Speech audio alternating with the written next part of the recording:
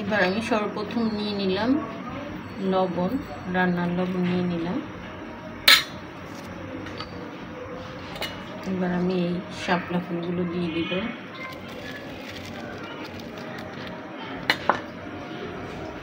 এবারে ডিমের সাথে শাপলা ফুলটা ভালো করে নেড়ে ছেড়ে নিব। আমি এখানে 2টো ডিম নিয়েছি, আপনারা চাইলে বেশি কম বাড়িয়ে নিতে পারেন, কোনো সমস্যা নেই। আর আমি সামান্য একটু হলুদের গুঁড়া দিয়ে দিলাম।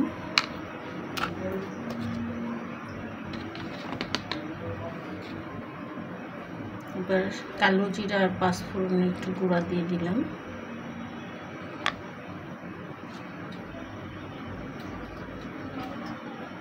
একটু শুকনো মরিচের গুঁড়া দিলাম। যে যেমন ঝাল খান সে তেমনই দিবেন, কোনো প্রবলেম নেই। দিয়ে দিলাম কাঁচামরিচ, দিয়ে দিলাম পেঁয়াজ কুচি,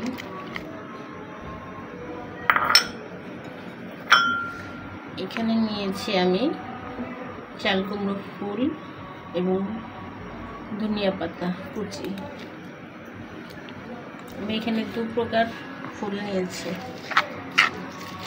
আপনাদের যদি বাসায় এইভাবে তৈরি করে খান তাহলে আপনারা বুঝবেন এর মজাটা কি, এর আগে বুঝবেন না।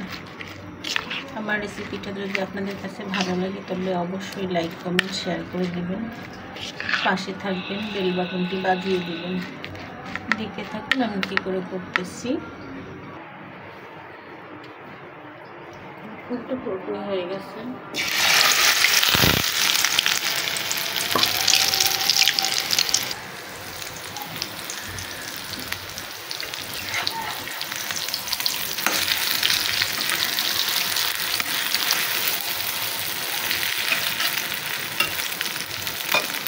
কুমড়ো ফুলের বড়াটা আপনারা অবশ্যই তৈরি করে খাবেন।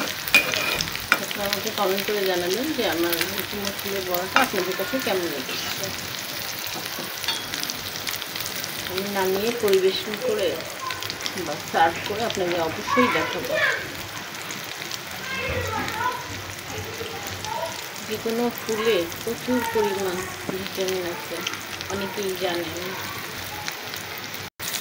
অবশ্যই এই ডিমটা ভাজি করার সময় আপনারা আঁচটা একদম কমিয়ে দেবেন, আঁচটা বাড়িয়ে দিবেন না, তাহলে উপরটা পুড়ে যাবে, ভেতরটা সিদ্ধ হবে না। যদিও পাতা অল্প টাইমেই সিদ্ধ হয়ে যায়, তবুও চেষ্টা করবেন যাতে কম আছে রেসিপিটা তৈরি করতে।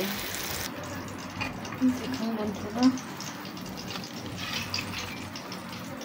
ডিমের বড়াটা সুন্দর তৈরি হয়ে গেছে।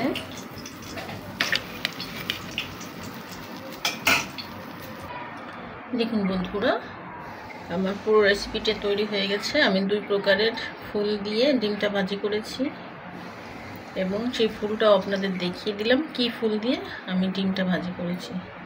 এভাবে যদি ফুল দিয়ে ডিমটা ভেজে খান তারপরে আমার কথাটা অবশ্যই মনে করবেন। আপনারা কমেন্ট লাইক করে শেয়ার করে জানাবেন আমার ভিডিওটা আপনাদের কাছে কেমন লেগেছে, সেই কথাটাও জানাবেন। আর ভিডিও বড় করব না, এই পর্যন্তই শেষ। ভালো থাকবেন, সুস্থ থাকবেন, সুন্দর থাকবেন। অবশ্যই আমার চ্যানেলটিকে সাবস্ক্রাইব করবেন। আজ এই পর্যন্তই শেষ। আল্লাহ হাফেজ।